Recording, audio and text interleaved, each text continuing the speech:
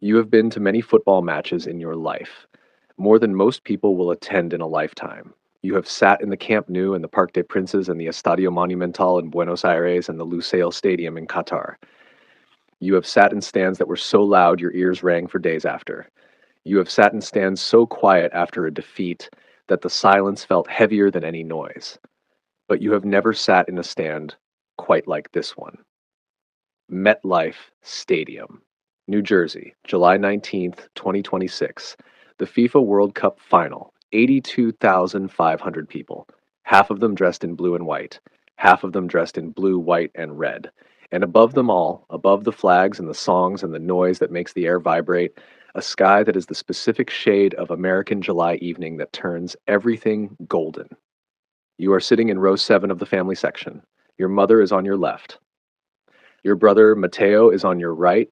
You are 13 years old, and your last name is Messi, and your father is walking out of that tunnel right now. Number 10, Argentina, captain, world champion. And today he is trying to become something no player in the history of this tournament has ever been, a back to back World Cup winner. You watch him walk that pitch under the golden American sky, and you feel something that has no name in any language you speak.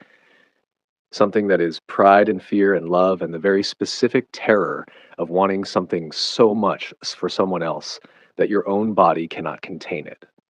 The referee blows his whistle. It begins. Let me tell you what you know about your father that the world does not know. The world knows the goals, the dribbles, the trophies, the statistics that read like fiction. More Ballon d'Or awards than any player in history, more international goals than anyone ever wore the Argentina shirt. A World Cup won in Qatar in 2022 at the age of 35 after decades of heartbreak that made the whole planet hold its breath. The world knows all of that. What you know is different. You know the way he sits at the kitchen table the night before a big match. Quiet. Not nervous in the way that shows, not pacing or talking too much, just quiet. Eating whatever your mother puts in front of him. Occasionally looking at his phone, occasionally looking at nothing. You know that he cries at films, not sad films specifically. Films where someone achieves something they have been working toward for a very long time. Those ones get him every time. You know that after the Qatar final, after the penalty shootout, after the trophy, after the confetti and the medals and the whole world erupting, he came to find you first. Not the cameras, not the interviews.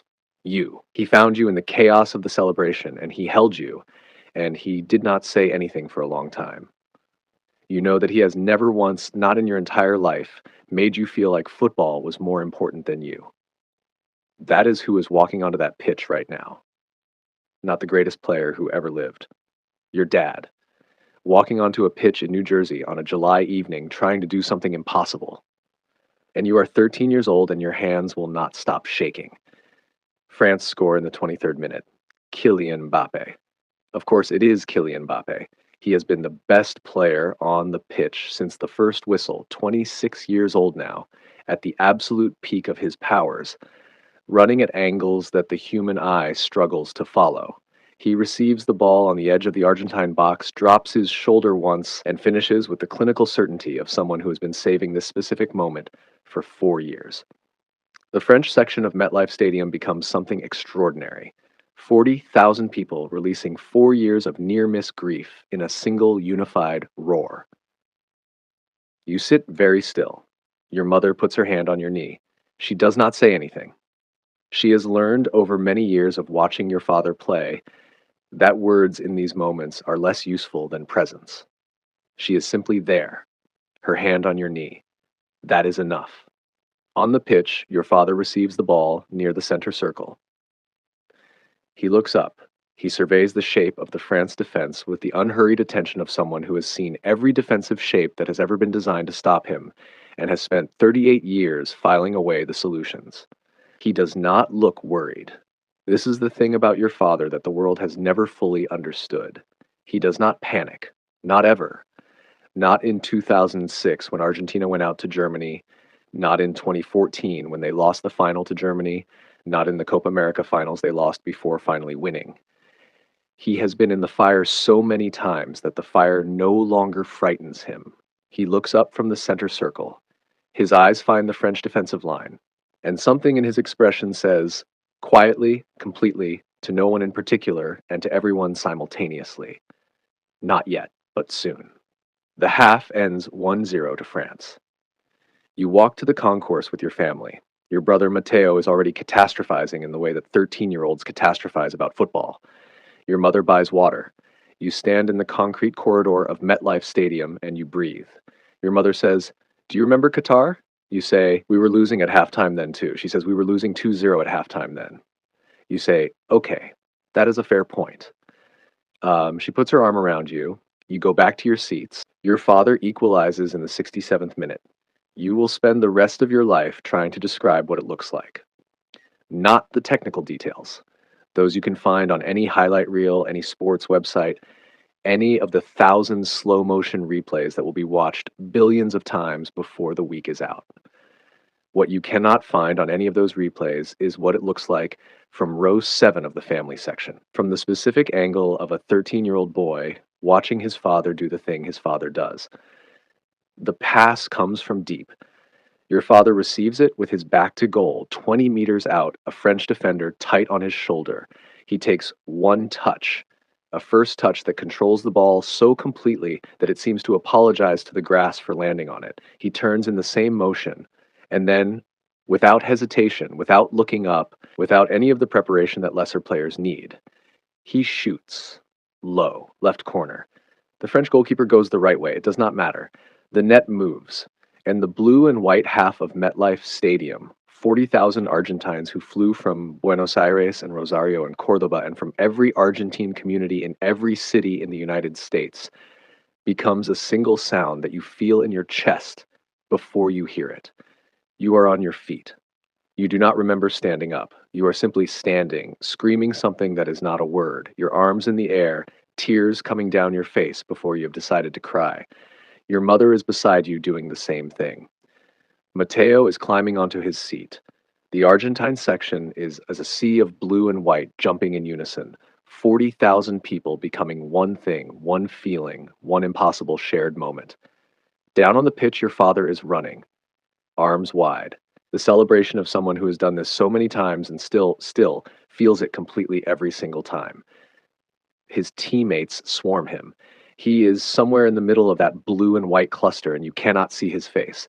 But you know what his face looks like right now. You have seen it before. Not relief, not triumph. Something quieter than both of those.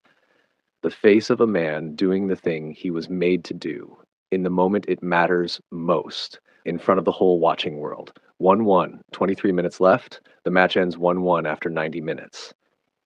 1-1 after extra time. Penalties. Again, it is always penalties with Argentina. It was penalties in Qatar. It was penalties in the Copa America. It is as if the universe has decided that this team, this this particular combination of blue and white and brilliance and heartbreak cannot be resolved by ordinary time. That their story always requires the most brutal format in football, the one where everything comes down to a single player and a single moment, and a goalkeeper guessing and the whole world watching. The players gather in the center circle. Your father is among them. From row 7, you can see him clearly, standing slightly apart from the group, the way he sometimes does, not antisocially, just with the specific internal focus of someone going somewhere inside themselves that other people cannot follow. Your mother takes both your hands, both of them. Matteo, on your other side, does the same. The three of you sitting in row 7 of MetLife Stadium, holding hands like you are about to go somewhere together. The first Argentine penalty scored. The first French penalty scored. Second Argentine scored. Second French missed. The French section goes quiet. The Argentine section erupts and then immediately silences itself because superstition runs deep in Argentine football, and celebrating early is the most dangerous thing you can do. Third Argentine scored. Third French scored. Fourth Argentine missed. The world tilts. 3-3 after 4 each. Your father stands up. He picks up the ball. He places it on the spot. He takes exactly 5 steps back. He looks at the goalkeeper. The goalkeeper is 6'4" and is trying to make himself as large as possible and is bouncing on his line with the desperate energy of someone trying to intimidate a man who has faced more pressure in his career than this goalkeeper has faced in his entire life.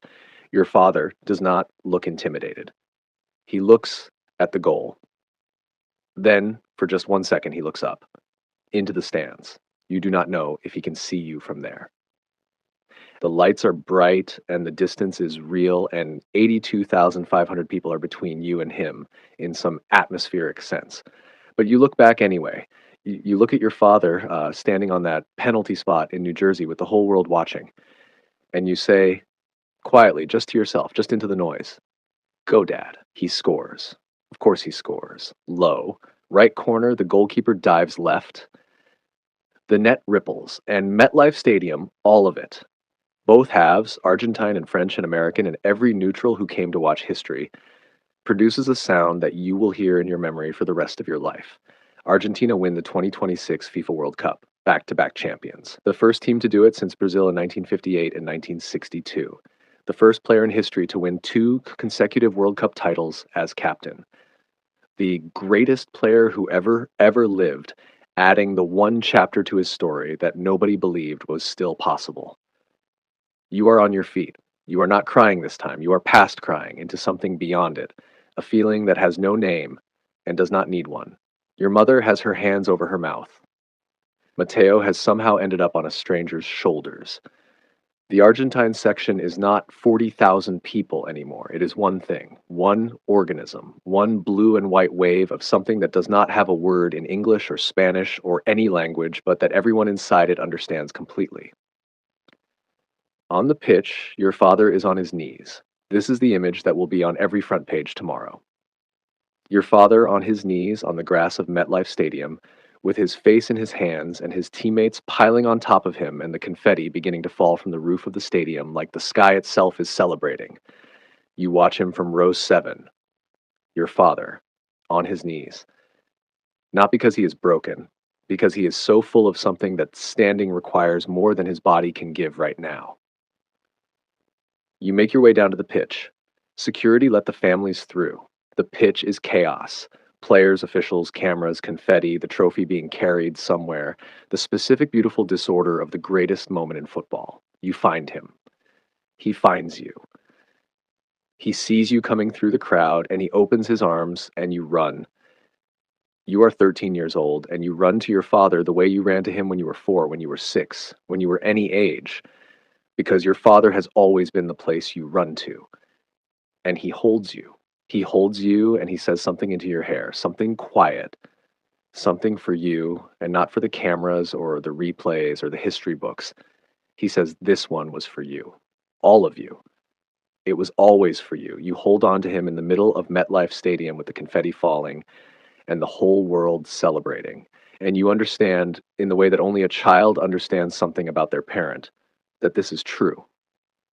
That every match, every training session, every early morning and late night and sacrifice and comeback and penalty taken in the biggest moment of the biggest stage, it was always for the people in row 7. There is a debate that has run for decades and will run for decades more. Messi or Ronaldo, who is the greatest? And today, on July 19, 2026, in MetLife Stadium, New Jersey, Lionel Messi answered it in the only language that matters. Not statistics, not trophies, not individual awards. He answered it by being the first player in history to win back-to-back World Cup titles as captain, by doing at 38 what most players cannot do at 28, by proving that greatness is not a moment, it is a direction, a constant, unwavering, lifetime commitment to the thing you were made to do. But here's what this story is really about. Not the debate, not the record, not the statistics that will be written about for generations. It is about a 13-year-old boy in row 7 and the way his father looked up from the penalty spot for 1 second before he changed history. Because that is what greatness is actually made of. Not the goals or the trophies or the records, the people in row 7, the ones you are doing it for. Always. Drop in the comments, Messi or Ronaldo, the greatest of all time. Make your case. I want to read every single argument. And if you are watching Argentina at the 2026 World Cup, where are you watching from? Tell me below. Subscribe to Borrowed Lives. The FIFA World Cup 2026 series continues all tournament long. See you in the next Borrowed Life.